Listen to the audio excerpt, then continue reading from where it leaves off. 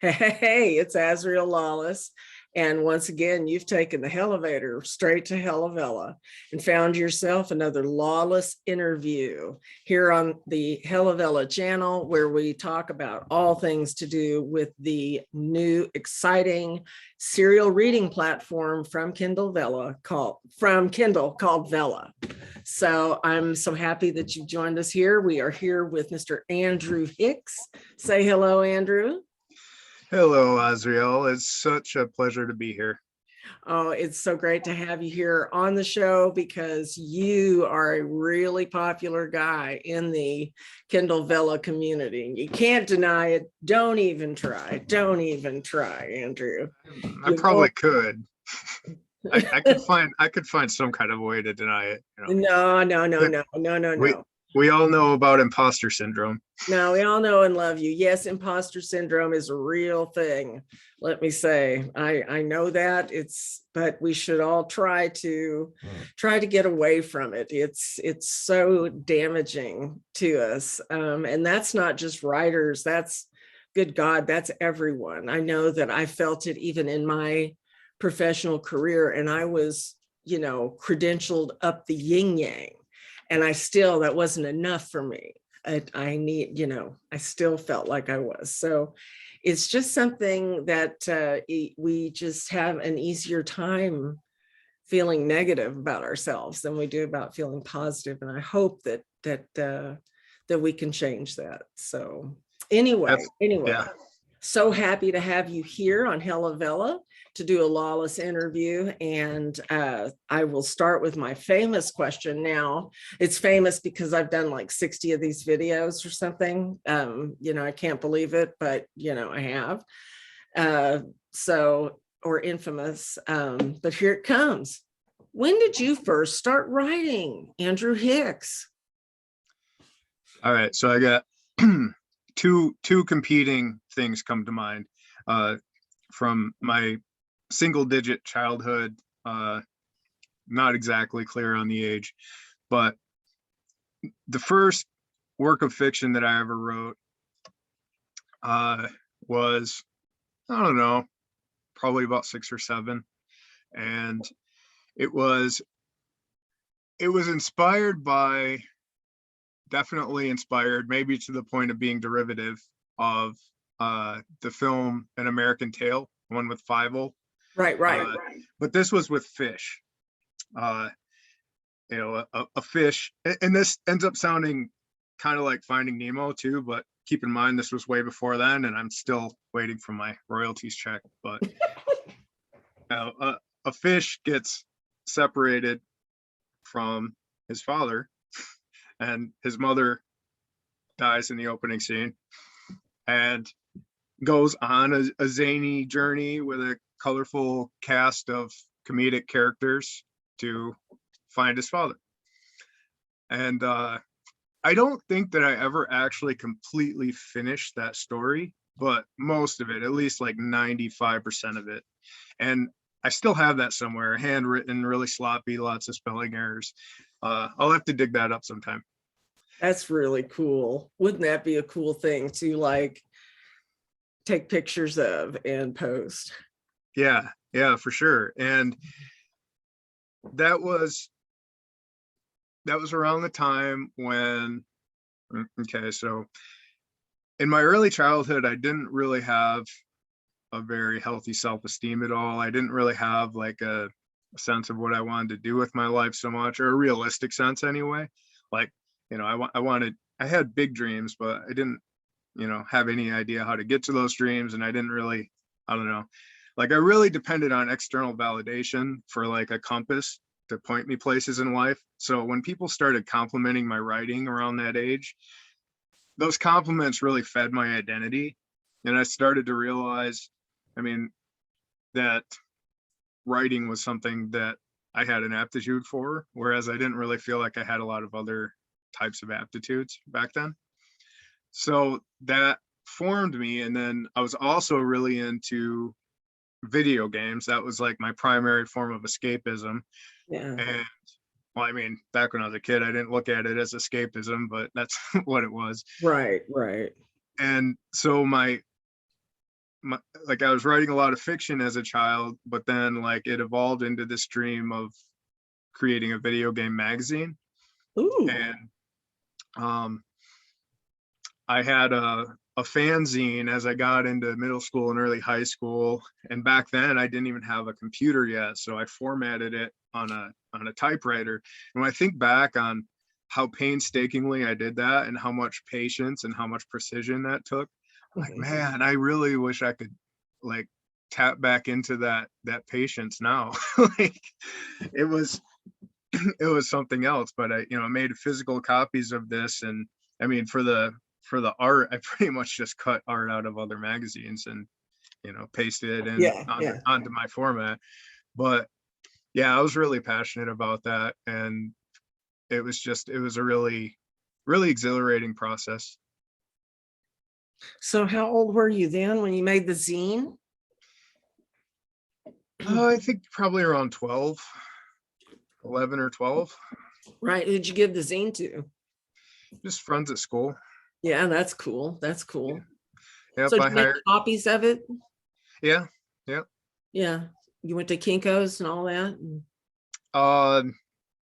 I think I might have used the copier at school. I see. Yeah. Cool. Very cool. Very cool. So at 12, you did your zine, and there you go. And so that was the beginning of writing stuff for other people to read. So that's cool. Mm-hmm. And so then we go forward. And how did you hear about Vella? How did Vella find you, or you find Vella? Well, I've published through KDP before, Uh-huh. and they had a little blurb about Vella in the dashboard for KDP. Mm-hmm. Kindle Direct Publishing, for anyone. Right. Oh yeah. And it just had the blurb about one episode at a time, a new way to tell stories. And I had my first Vella, The Fern and the Rose. I mean, it's a story that I technically started writing quite some time ago, but I never finished it. And then about a year before I started it up on Vella, I had started thinking about trying to find a way to finish it. But then when I encountered Vella, I thought, well, this would be a really neat way to do this, because I didn't really fully know what it was, even up to the point when I set up to publish it. But the whole one episode at a time thing, I thought, well, if I do it this way, then I can get it up while I continue to work on it.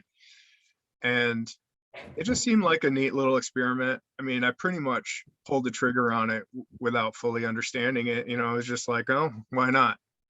And then found myself in the Vellaverse. Yeah, absolutely. Absolutely. And it is its own place. And you've got to keep your face in the Vellaverse. You've got to keep your hand in the game. Yeah. As it were. We were, I think, talking about that briefly before we got started recording, the Vella community, but we're not there yet. We're still talking about your writing, and when you first uploaded, as you've already said, The Fern and the Rose was your first Vella. When did you upload The Fern and the Rose, and what is it about?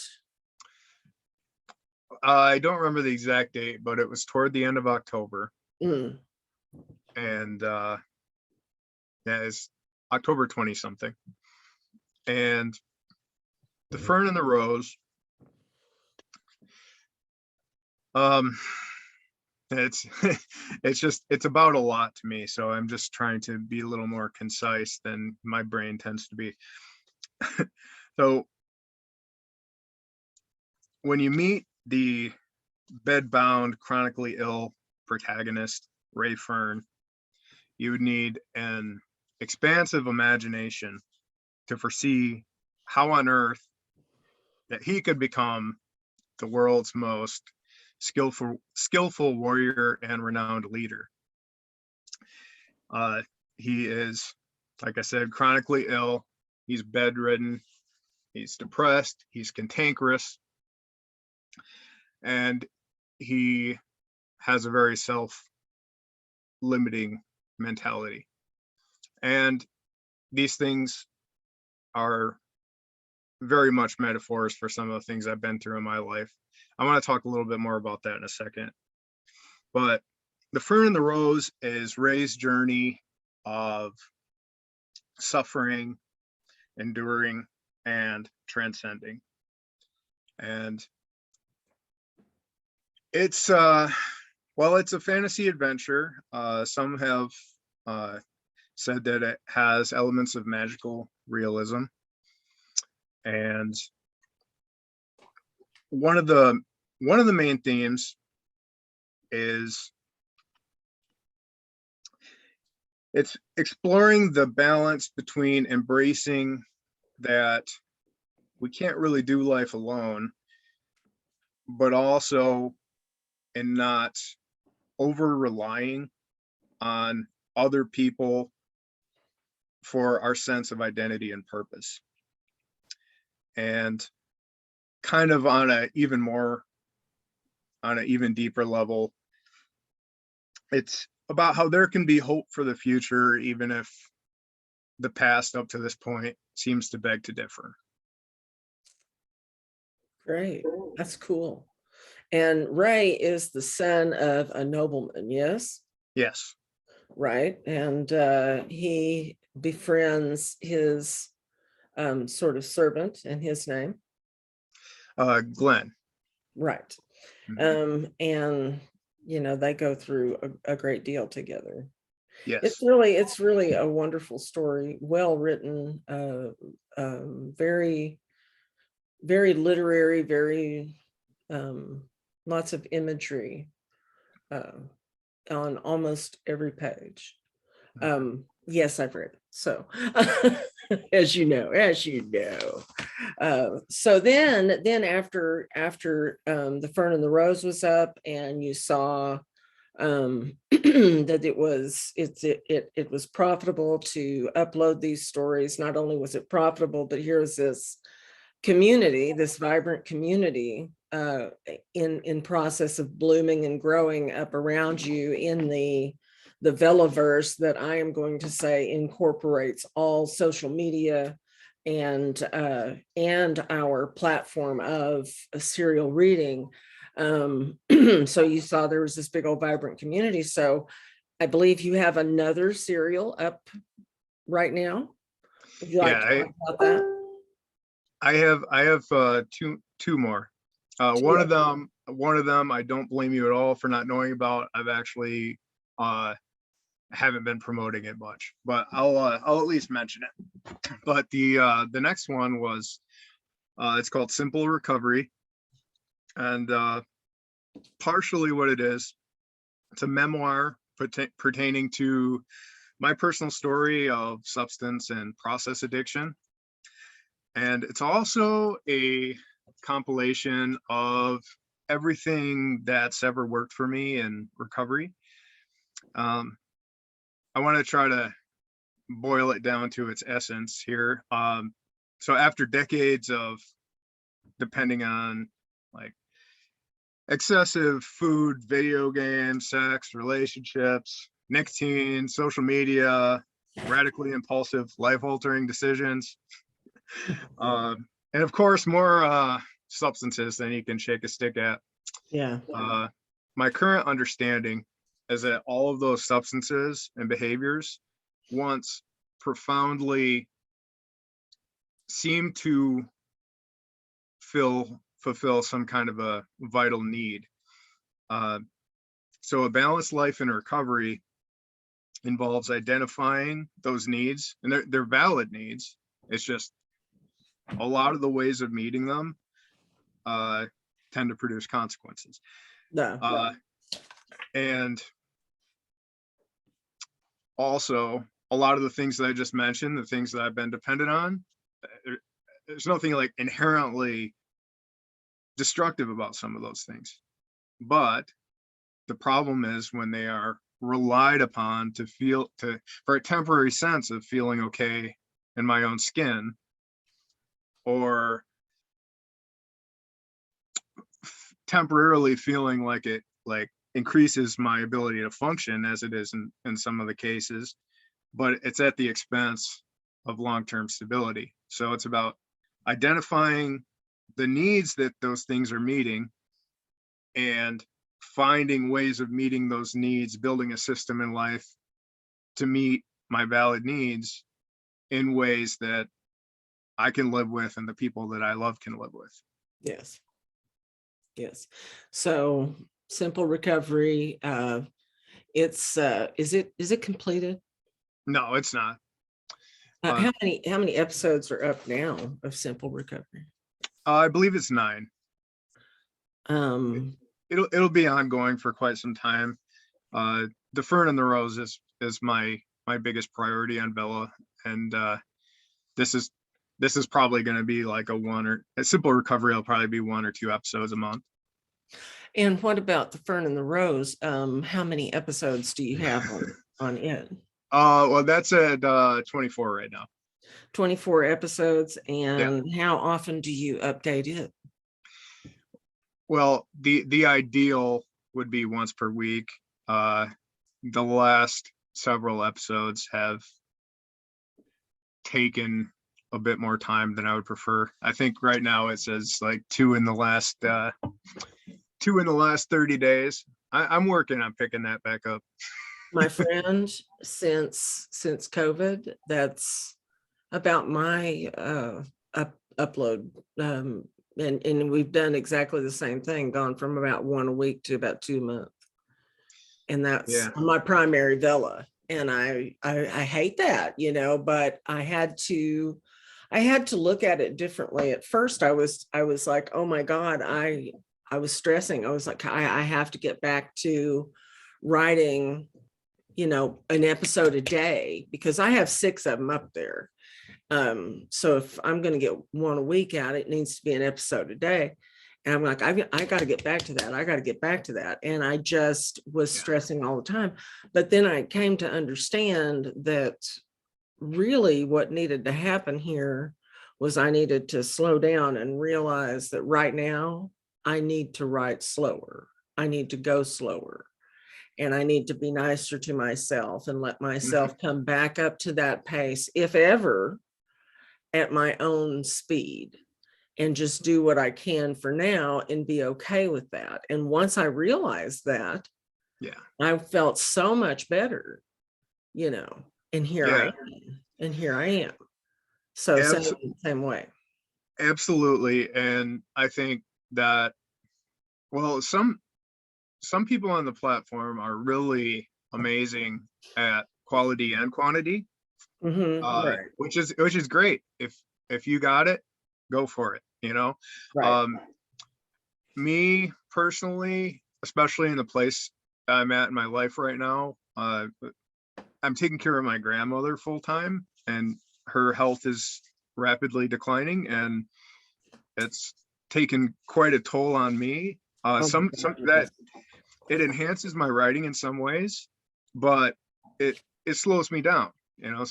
Sometimes I just don't have enough mental bandwidth to do that. And you're absolutely right. It's about meeting ourselves where we're at. And if I have to choose between quality and quantity right now, I'm definitely going to focus on quality. Yes. You can't just throw anything up there, because you don't want that to be representative of who you are. Absolutely. Absolutely. So I'm with you on that 100%. So there's, however, another third serial that I know nothing about. Let's hear about it. Yeah, when I put it up, I actually thought, okay, I'm not even. At first, I thought I wasn't even going to promote it at all, and just see if anybody stumbles onto it. And then, strangely enough, the day after I posted it, Maya Kozlova found it. I was like, okay, well, I guess the cat's out of the bag quicker than I thought. So this one is a strange experiment, it's another nonfiction, but see, I wrote it several years ago. The manuscript was generated several years ago during a time in my life when I was not in recovery, and I was pretty much high out of my mind when I wrote it. And so it's I think the most awkward thing about it for me to associate it with my name today is it's a bit delusional, and it's a bit over the top, like in a delusions of grandeur kind of way. Oh, But gee. it's a memoir about sexuality, and it's too much information overload. I've been sitting on this manuscript for a few years, and once in a while I'd look at it, Woo! be like, I think I'm just gonna put this out there and see what happens. And I mean, I'm not heavily promoting it. It's not for everyone.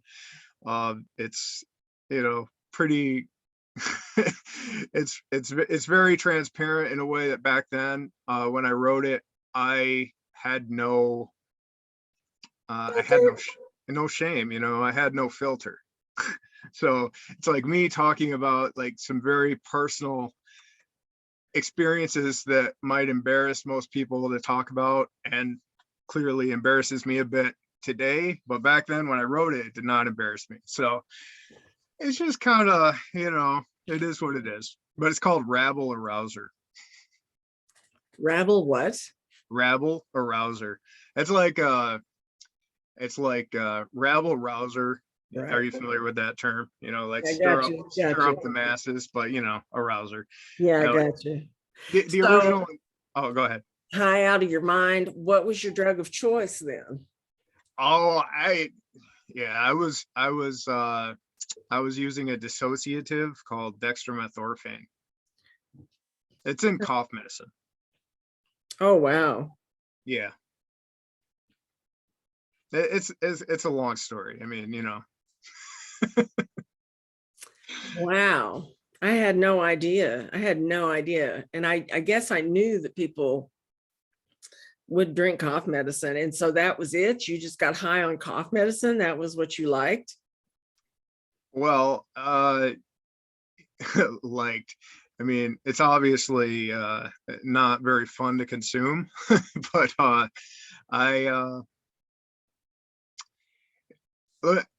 let me just explain a little bit without getting too far into it. But the reason that it appealed to me was because it well, like I said, in this writing, there are a lot of delusions of grandeur and things like that. It's because the substance tended to like bring my mind into this zone where I felt like everything was possible and everything was perfect, and I felt like I had a sense of purpose in everything I did, and I felt like I was saving the world. And it was a very strange thing. That particular drug of choice, like, I mean, a lot of people, I don't know. I don't want to. I don't want to talk too much about it, just because it's associated with a lot of trauma, not just for myself but other people in my life, and it's just kind of a sensitive subject. But I'm not averse to talking about it. I'm just not really prepared to talk about it right now. Well, we don't need to. I asked that question because I don't know. I'm a numpty. I'm in nosy. I want to know. And I do know. And that is something that I think if people read that, they're going to want to know what precipitated this out of Andrew Hicks, who wrote, Yeah. The lovely Fern and the Rose. So now we know. There you go. That's all we need to know, and that's all we need to say. I wrote an introduction in Rabble Arouser that kind of summed it up in a general way, the mindset that I was in back then. I didn't get too far into it specifically, but also in Simple Recovery, I talk a little more openly about this stuff. Oh, okay. Well, that's awesome. And that's, like I said, we don't need to make you uncomfortable, and I Well, certainly don't mean to. it's really okay to talk about it. It's just like the way that my mind works sometimes, like I could go down a million tangents, and like Yeah. I just I'm just trying to rein it in. I don't want to say a bunch of irrelevant stuff. And like I said, we don't need to focus on that. I just wanted to know what your third serial was. Yeah. I Yeah. had somehow missed.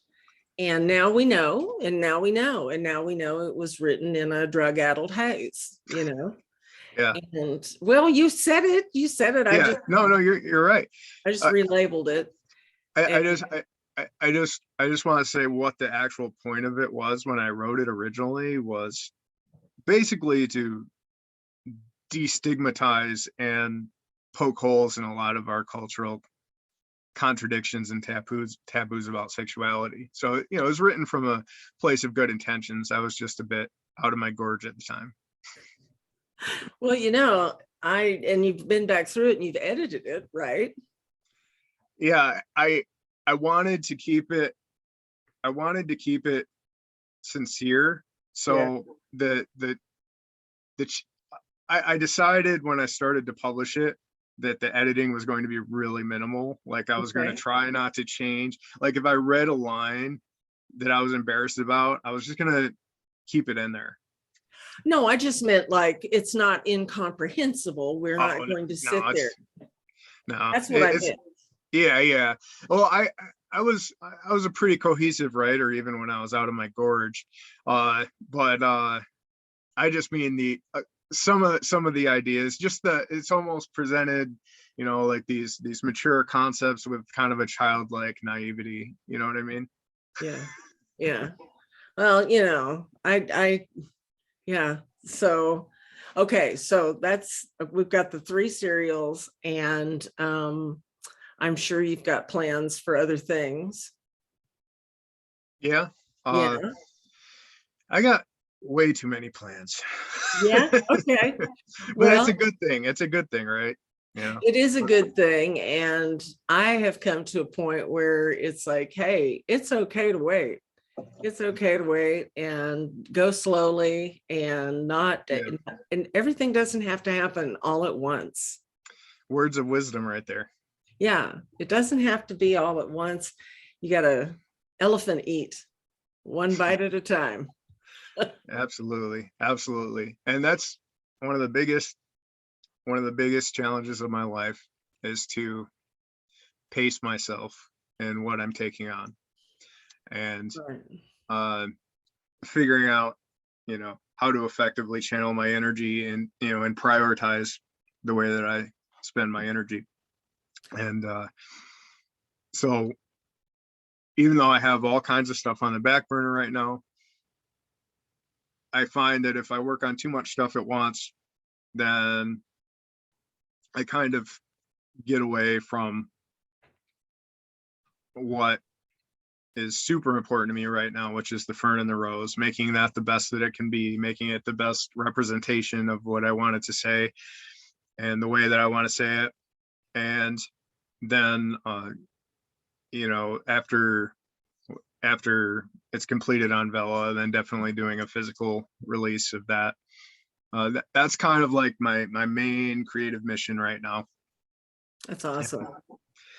And I saw the other day that you had put up a Redbubble store, and I really like the cover on the Fern and the Rose. I've always loved the colors of it. I think that's how I actually met you last year, was I wanted to compliment the cover on the Fern and the Rose, and because it is very striking. The colors are extraordinary with this sort of ombre purple and gold fern. It's just beautiful. And I've got to get me a notebook of the Fern and the Rose. I have to, and then I can show it on Hella Vella here when I'm doing my interviews, because I'm running out of room in my purple leather one. Oh, you've already got the same color as one of the main Fern and the Rose colors. Right, So, right, yeah. right. But I'm running out of room in it, and it's not going to be too long. It's going to have to be replaced. So I'm thinking of going ahead and ordering the Fern and the Rose Oh, notebook so I can use it next for my well, note taking. that would be a supreme honor. And I also want to say thank you for back then complimenting the cover the way that you did. I that compliment really stuck with me. And sometimes, when I'm designing things, especially visually on my own, without relying on words, just relying on imagery, Right. I can be a little insecure about my design sensibilities. So um, your comments on the vibrancy of the cover really stuck with me and kind of helped me be satisfied with the cover too. Well, and now you've seen like it it's about what the eyeball lights on, you know. Yeah. And you've been featured a couple of times. I think it's done really well for you. And then it translated into some really beautiful merchandise out on Redbubble. I think we should include your Redbubble store link in your video description if you don't mind. Okay. The store is on a site called Zazzle. Okay, you've got a Zazzle, so I said Yeah. Redbubble. I'm sorry. It's okay. It's totally okay. Just to clarify that it's on Zazzle. Right. Same kind of thing. Yeah. And in fact, maybe I'll end up on Redbubble, but I just landed on Zazzle. So yeah, I just, I'm always looking for what, I'm trying to find the right balance between, features on the designing end and user friendliness on the consumer end. Right. Zazzle leaves a little bit to be desired on the user friendliness, so maybe I'll try that, but for now it's on Zazzle. Okay. Well, okay. Sorry. Anyway, Oh, so great. And we'll talk about that when we're done with the video, but you've got a merchandise site, which is wonderful. I like the merchandise site. I like having one. And I think it's important because fans now want that stuff. They're on the go. They want a backpack that shows, their favorite whatever. And some of these serials that we're writing, I know that mine is planned to go on for at least 2 to 3 years before we get into any sort of completion. I'm already at like 60 some odd thousand words, and I need to cut it off for its first book out on KU. And I'm going to. I mean, I wrote the cutoff episode the other day on one of mine. So, we're all doing that. And I think it's important. And I think that the Fern and the Rose has a beautiful cover that makes beautiful translatable merchandise. So yeah, thank you so much again for even months and months ago saying that, because I don't know if we would be at the point where that would be on merchandise now if it weren't for your encouragement. And that would be too bad, because it really makes some pretty stuff, makes some pretty stuff. I want to make a little the first time I've mentioned this to anyone. I wrote a book a few years ago called The Art of Being Human, and the cover was designed by this absolutely amazing artist back before she was back before she was really working on a professional level. But I mean, this was her designing that cover. It's absolutely breathtaking. That's kind of what moved her toward working at a professional level. And she is currently designing a new cover for the Fern and the Rose. The old one will not be, scrapped. It'll still be part of the, I'm not going to just forget it ever existed, but I'm really excited about what she comes up with for this. She's just absolutely amazing. I don't remember if I already said her name, but her name is Monique Martinez. But you can always make the one you've got now for your volume 1. Yeah. I'm really excited. It's a few months out, but just a little teaser there. That's wonderful. Well, and now we're coming to the next question that I ask everyone, and that is, what are the Vellas that you like to read, and how whom would you like to give a shout out to on this video? And we've already talked about this. You cannot go up to 100 or anything like that. You've got 3. I'm limiting him, people, to 3. This is not his fault. I'm doing this to him. 3. I've got a list in front of me right now that's a lot more than 3. So just give me, it's not 100. All right, let me whittle it down. So sorry. I've just limited it to 3 because I let a couple of people go wacko on it, and they just were okay. All right. I tell you what, I'm going to bump you up to 5. I will give you 5. Okay. And that gives you a little room there. Okay. All right. Thank you. Yes. And people watching this, they know it's not your fault. They know it was my fault. Yeah. It's just all no, I'm just kidding. Okay. So my current obsession is Tenebrous by Liz Johnson. I know it. It is it's blowing my mind all over the place. It's like a melting pot of ideas that I swear would fall apart in the hands of almost anyone else, but Liz just knocks it out of the park in a way that's exciting and invigorating. And like, yeah, I barely have words for it. I'm utterly smitten by this work. Wow, that is high praise. And I'll tell you what, Liz is part of a new reading group that I have started. It's called The Ring. Hope to get you in it sometime. It's a very small group, and you commit to reading up to 25 episodes or up to use of 300 coins of a story. So it's a deep read and a deep commentary that goes on for 3 weeks with a small group. And Tenebrous is one of them. And I know that the reader of it is just over the moon that she got to read Tenebrous, and she just cannot say enough good about Tenebrous. So, it's one of a kind. Absolutely. Well, wonderful. Well, so that's your number 1 shout out. What's number 2? When we're talking about 1 and 2, it's not necessarily like order of preference. It's no. Sorry. Yeah.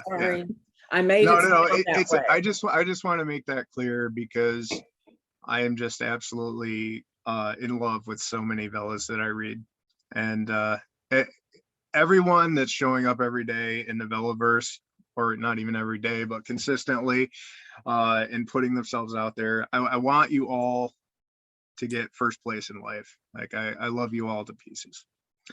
The next one I'll mention is Victoria Wright, Her Dark Secrets. Genius narrative construction. It's like peeling back layers of an onion to reveal deeper truths. And then when you get to the center of it, you realize that the truths were really under your nose the whole time. Like all the pieces are there, but the way that the narrative is unveiled, it's like I don't even notice what's right in front of me until Victoria wants me to. It's absolutely impeccably well written. Wow. High praise. Wonderful. What's your next one? My next one is kind of it's a general shout out more than for a specific work. To, like, as an author and as a platform builder, I've made some observations about Tony Galloway. He's an interesting case. Well, I will mention his works, The Wandering Witches and Demon Powers, but the reason I'm mentioning him is because I've noticed that he's in a constant state of learning, improving, and refining. Like I've seen him be so receptive to the information around him and the resources around him, and I've seen him improving in real time. And it kind of blows my mind a little bit. Like, and that goes in terms of like the quality of his writing. And I've seen the covers that he uses, like he takes feedback from other people and improves just everything. And I feel like I don't know exactly how old Tony is, but I think he's quite a bit younger than I am. And he kind of reminds me of me when I was his age. Well, again, I don't know how old he is, but my assumption. But except he's a lot more receptive and hardworking than I was when I was younger. So he inspires me to do better. So what are his Vellas? Demon Powers and the Wandering Witches. Which I've unlocked them, but I need to dig further into them before I can really comment on them specifically. I mean, I've looked at them enough to know that I wanted to unlock them. 1, 2, 3. Okay, what's number 4? Okay, now we're getting into where I'm gonna have to start picking and choosing. I feel so bad.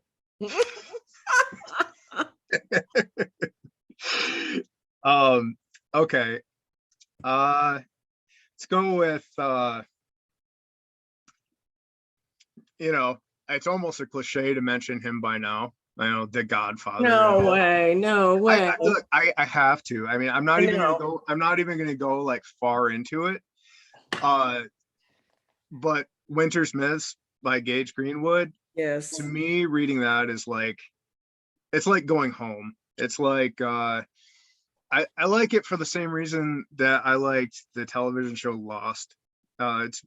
Because not that it's like super similar, but because when I watched Lost, the reason that I loved it so much was because I felt like it was written by people that like think and visualize things, and the way that they think about things was similar to me. So I felt like I was home. I just felt like, everybody was like, oh, I can't follow this show. And I was like, oh, this is like the first show that I can follow, and I feel that way about Gage's writing too. Wonderful. No, I totally agree. It's almost necessary to give him a shout out. He's done a lot in the community, and he's very much out there. Yeah, and he's quite a character. I mean, in the best possible way. Indeed. So I've got The Godfather here for Winter's Myths. All right, so I'm gonna just choose one randomly because I can't. Okay. I just Okay, so you're moving your hand up and down this list. What are you doing? Yep. Okay. Let's go. This is another general one because I genuinely feel this way about like all of her work that I've read. But Maya Kozlova. Oh, Maya. Like every word that she writes is more golden than gold to me. Like if Gage thinks in a way that feels like home to me, then the way that Maya, her way with words feels like home to me. Right. She's a very good writer and a very prolific writer. That girl can write her face off. Yeah, I've had some deeply emotional experiences reading her work, and that's basically what I look for in reading is emotional resonance, emotional connection. And I definitely find it both in the ideas that she expresses and with just the quality of the writing. Just one more little thing. This is an important one. Just one more. All right. Because I do feel like I could go on forever, but I will make myself stop after mentioning Naughty Witch's Finishing Academy by the beautiful person that I'm looking at right now. All right. It's simply staggeringly stellar. I'm glad you like it. Wait till you see the next episode. I can't wait. That's one of the things I love about it is like I feel like I have a grip on it. Like I feel like, okay, like I understand the parameters of this thing, and then you're just like, boom, punch me right in the kidney. Well, thank you for that shout out, Andrew. It means a great deal because I know that you are reading it, and yeah, and are enjoying some of the twists and turns that it's taking. It surprises me a lot, let me say. As I'm writing it, it surprises me a great deal. And I just, yeah, right down to the house that just ate someone. It's incredible. I loved it so much. I That love scene. falling into that world to write on it. It's a beautiful combination of elements. Well, thank you so much. I appreciate it. So now we come to the next element of our show, and this is going to be interesting because you're going to share some screenshots with us, or maybe your screen. So the question is, if you could do something to improve Vella as it currently is, what would that be? And I am going to share my, how do you do that again? I did this already. Let's see more. All right, make host. We're going to make Andrew the host here so that he can share the screen with you guys. All right.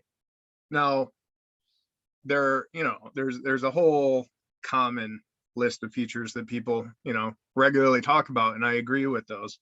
I wanted to, try to steer away from the commonly mentioned, international distribution and comment features. One of my ideas kind of involves that, but it's a little more specialized. Well, the first thing is, though, I would have called it something different than Kindle Vella. I feel like especially considering it didn't have initial compatibility with Kindle devices, and it still doesn't have compatibility with the Kindle device that I use.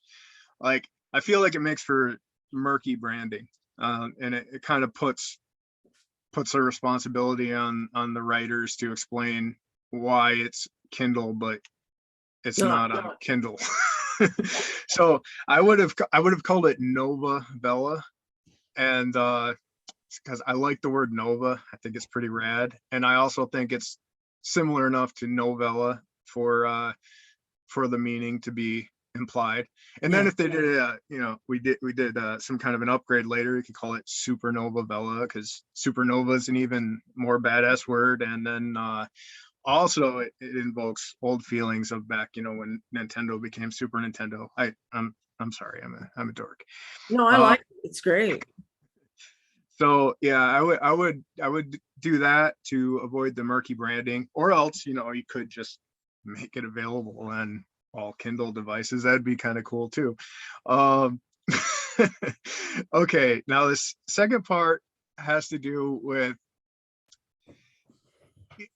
people talk about how we would like comment sections on the episodes and things like that, and I think most of us agree that would have, pros and cons to it.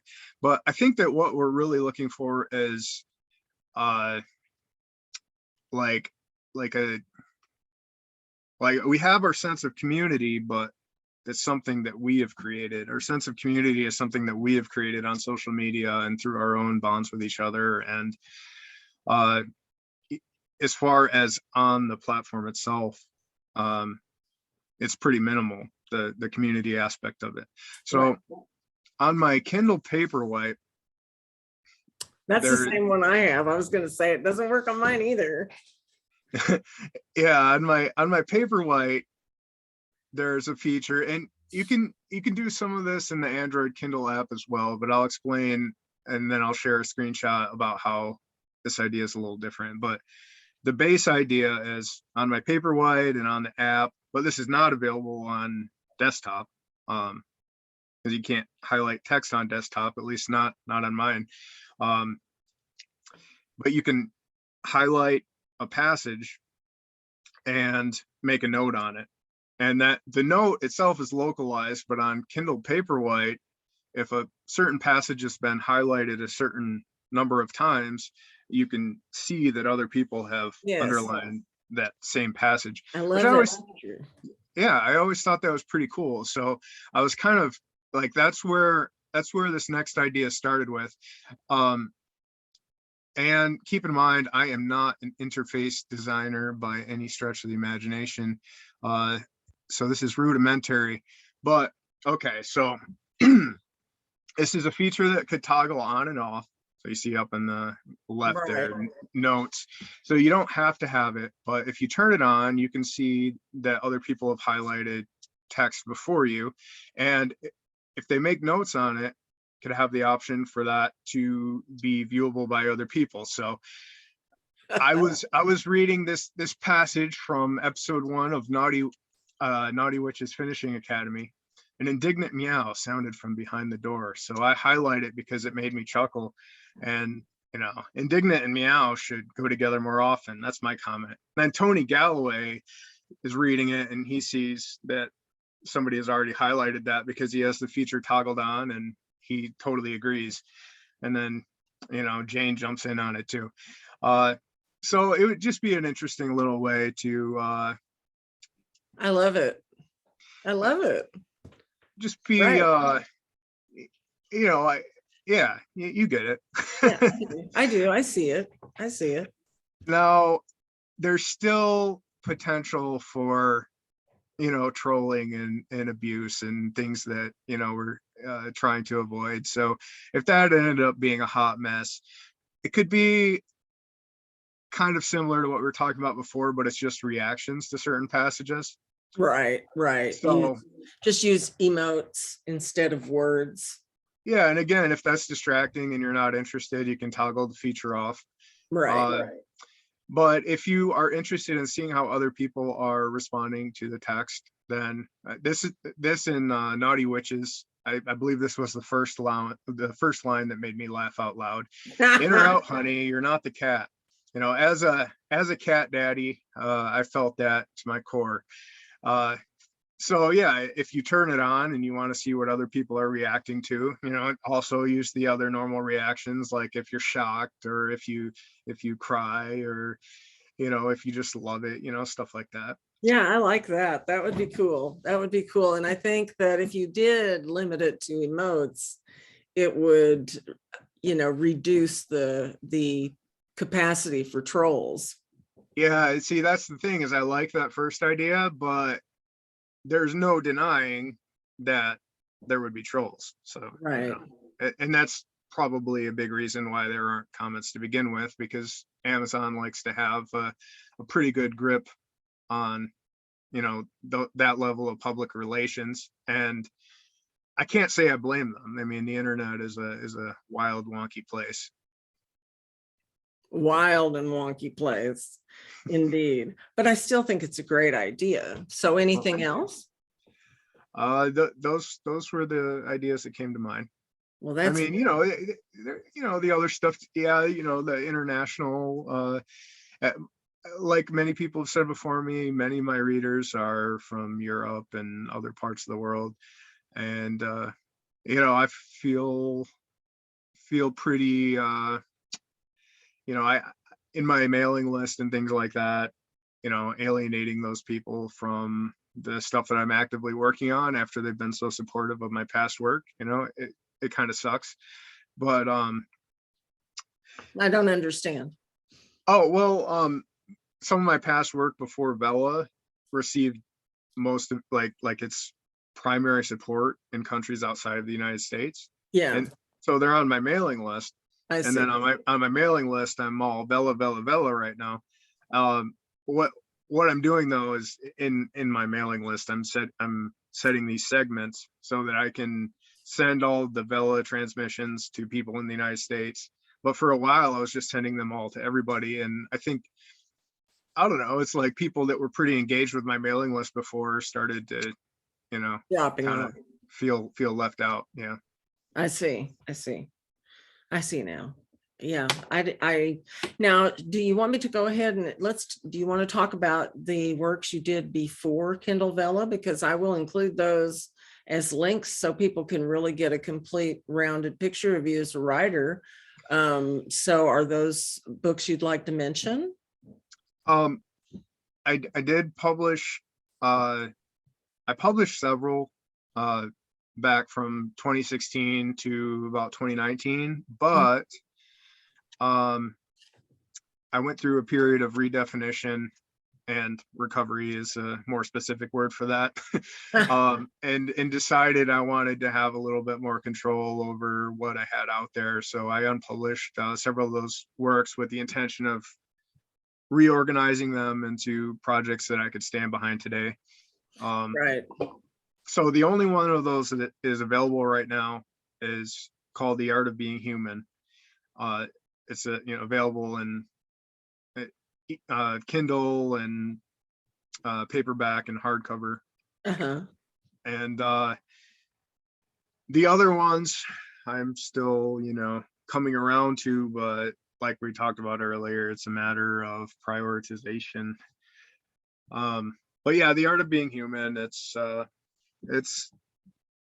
nonfiction. It's a bit hard to it's always been a bit hard for me to classify. Yeah, it's all over the place. As far as, I mean, it's nonfiction, and it's just like a bunch of, I kind of refer to it as like an existential or philosophical fun house. Like a fun house has different rooms with different themes, and you just walk through this fun house, and some of the rooms have the mirrors that make your head look all big. And so would you just call them a bunch of essays? Sure. Yeah, that sounds good. Except I learned not to use the word essays when I'm marketing it, because that makes some people just go blank. Why is that? It's just some people really don't like essays. They don't like the word. They don't like the association. Like they have PTSD flashbacks. Oh, they had to write an essay, therefore they don't like it. My marketing of this book back when I wrote it, I was not marketing toward writers. I guess it's a little different now, talking to my community of writers. Maybe the word essay does not have the same connotation as it did to who I was marketing to when I released The Art of Being Human. Okay, so what would we call them then? What could we call them that's more? They're essays. I still want to come up with a more marketable word. I'm desperate. So hang on. Let's see what. Okay, you got to help here.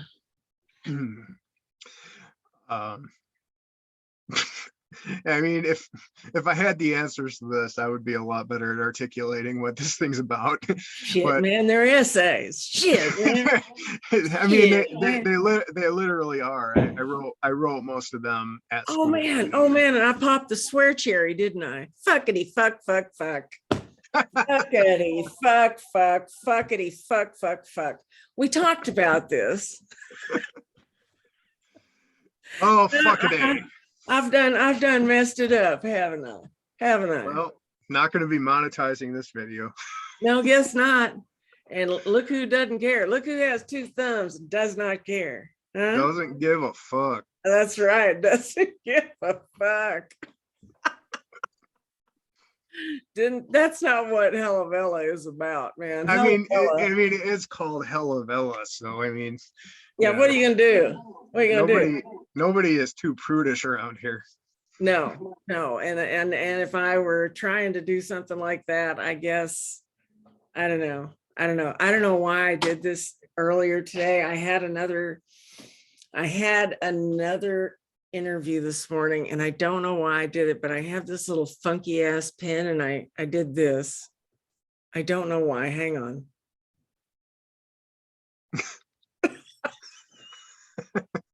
I don't fucking know why. I just wanted to see what it looked like. So in the middle of her interview, I'm like, So I don't know what I'm doing. Why not? If no pro would do that, so I'm not trying to sell this shit. I'm trying to sell you guys. I'm trying to sell Kindle Vella. Look at that. Hey. I on the other hand am trying to sell this shit. Here we go. All right, they're soulmates. Huh? Looky there. Look what we got. Now we got to give here's a shout out. Shit. 7. I let you have 7. Well, since I could only, since you limited me, I had to just hold it up, at least. People are gonna piss and moan because we've done 7. this crawled under my skin maybe more than anything else I've ever read, in a way that I was having a physical, like, itchy reaction to this book.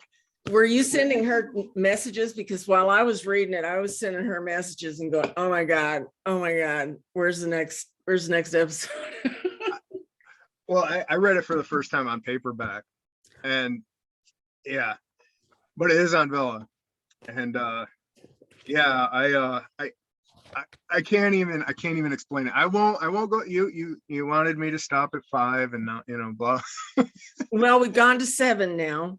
I mean, it's worth mentioning because of how much it impacted me, literally physiologically. Reading Spidersight was just like, yeah, like I would feel itches on my body, like, while reading it, and I would feel like it was spiders, and sometimes I would just have this weird sense that, like, there were spiders in my lungs and things. Like, I was perplexed at how much it crawled under my skin. Now,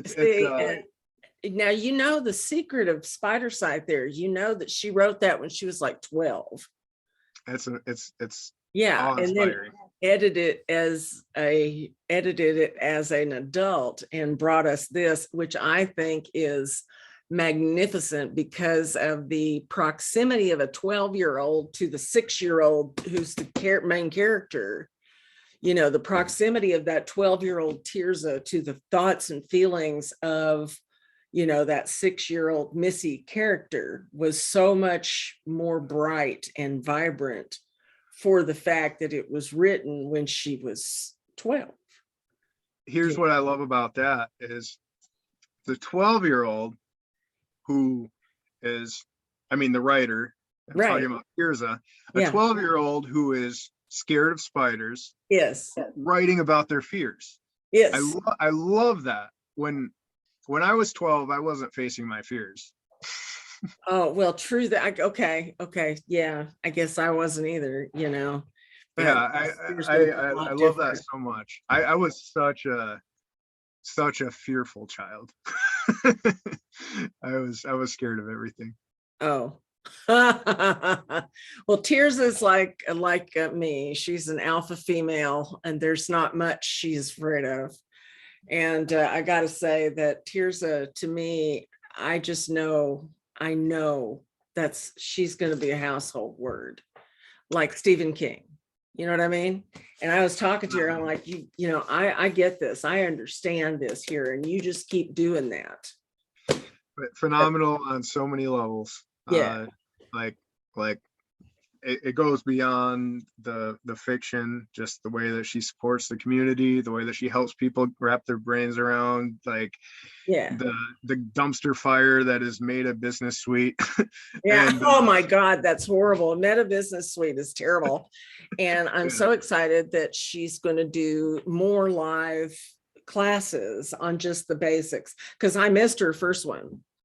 Yeah. I made her an admin out on Hella Vella because I trust her so much, and she does a great job of watching out for the trolls, and making sure that there's not a bunch of yay holes out there that are trying to advertise to people who might not know better, and suck them down. On Tirzah's, like, every other Sunday, I think it's going to be now doing some marketing videos. I definitely endorse putting a link to that group in the description as well. Yeah, let's do that. She on the first video, she didn't have all the security settings, mastered yet. So there were some Zoom trolls that popped in, and what they were doing, they were renaming themselves to the names of people in the group, and then they were saying this ridiculous shit.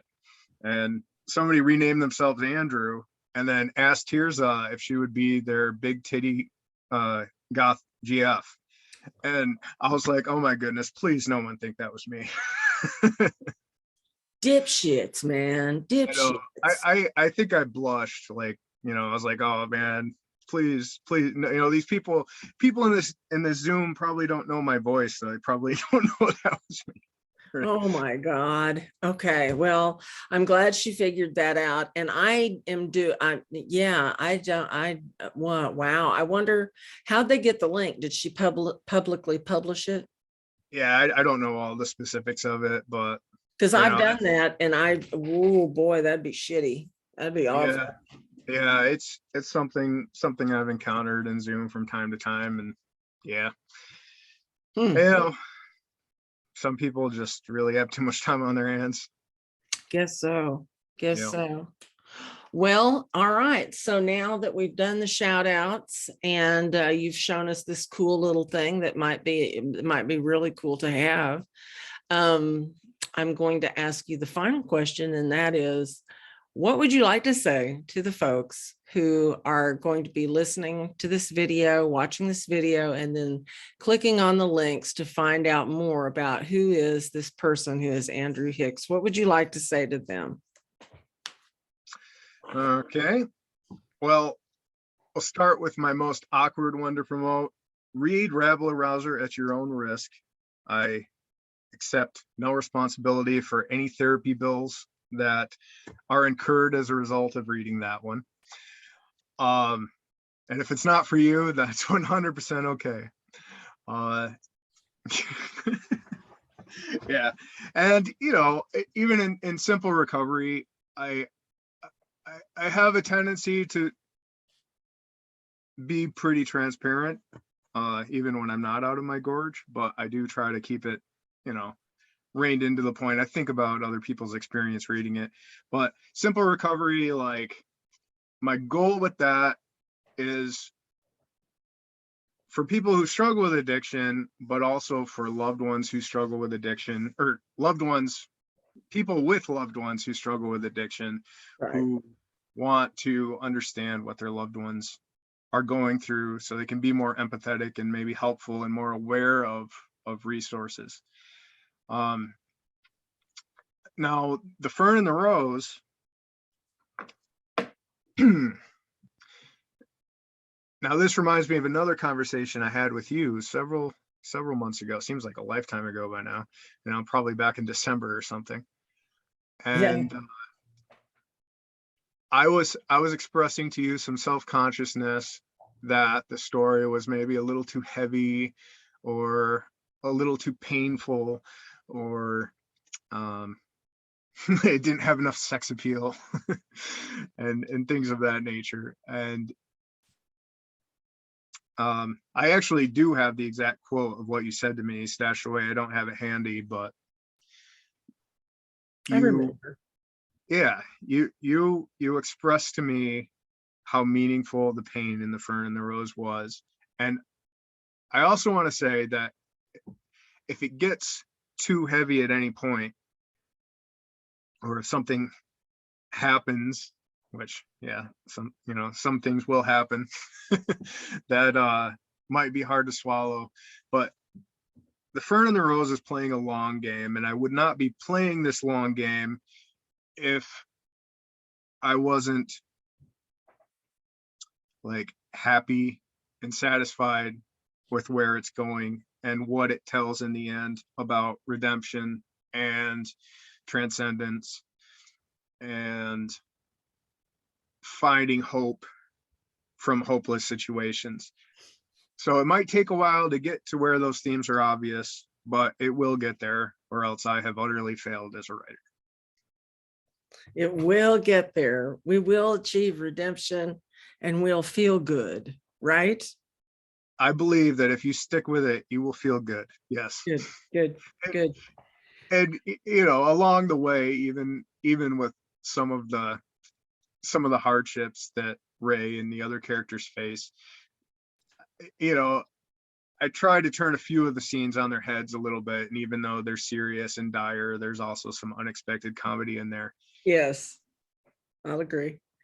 It's good. And it's good. And in some ways, it reminds me of some Russian writers. And it's hilarious because one of my friends told me a joke. What's the difference between a Russian tragedy and a Russian comedy?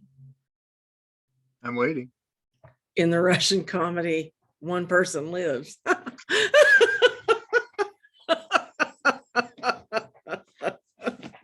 And on that note, I think we will end for today. Thank you so much, Andrew, for coming on the show. It has been a real joy to speak to you after knowing you for so long, vis-a-vis social media and text chats.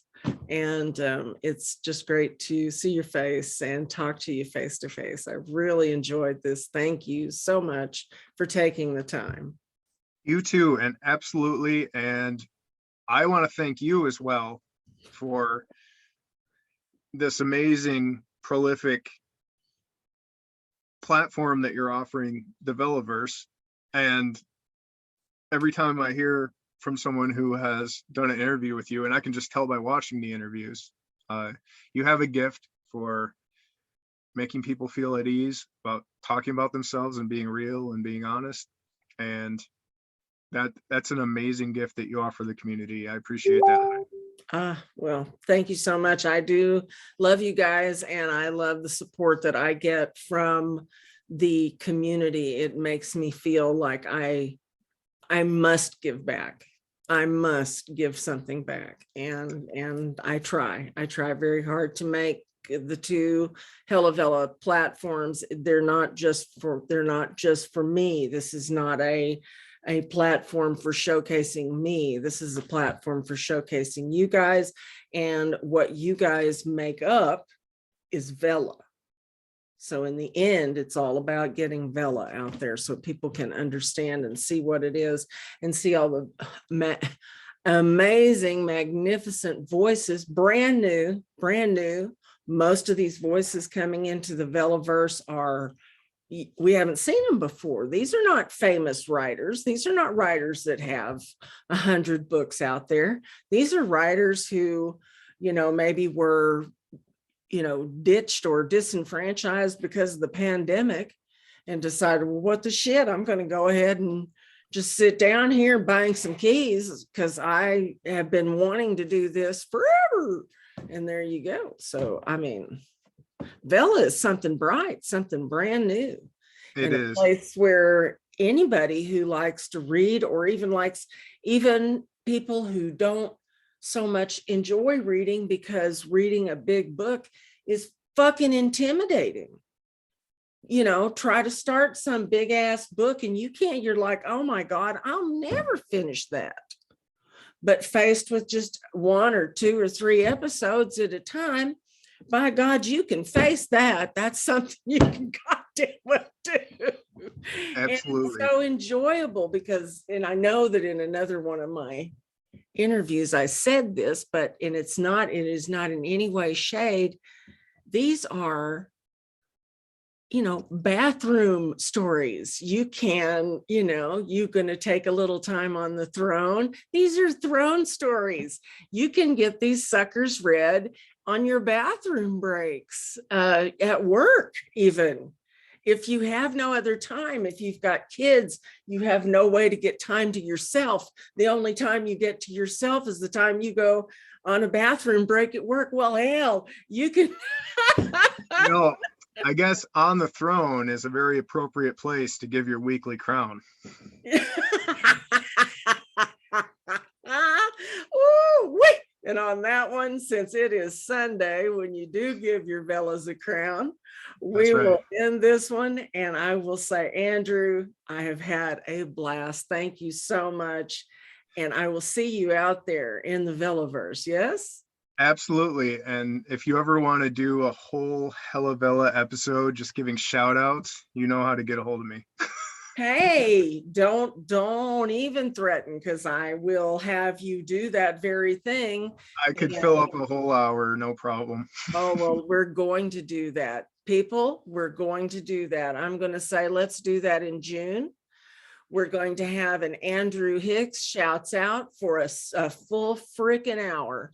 And then after he's done with that, since it'll probably be less than half of his list, I'll let him go on to another one. So there you go. People, look forward to it, because we're doing it. I'm holding him to it now. All right. Bye-bye, y'all. You're amazing. Have a good one. Take it easy.